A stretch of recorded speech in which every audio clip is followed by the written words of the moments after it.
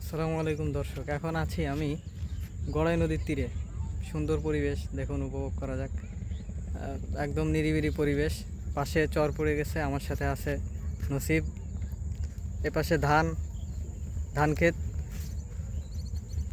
দেখতে মানে একদম মন জোড়ানোর মতো একদম জায়গা, নিরিবিলি পরিবেশ। চলুন উপর থেকে কিছু দেখা যাক। এই যে সূর্য ডুবি ডুবি অবস্থা, একদমই যাই যাই।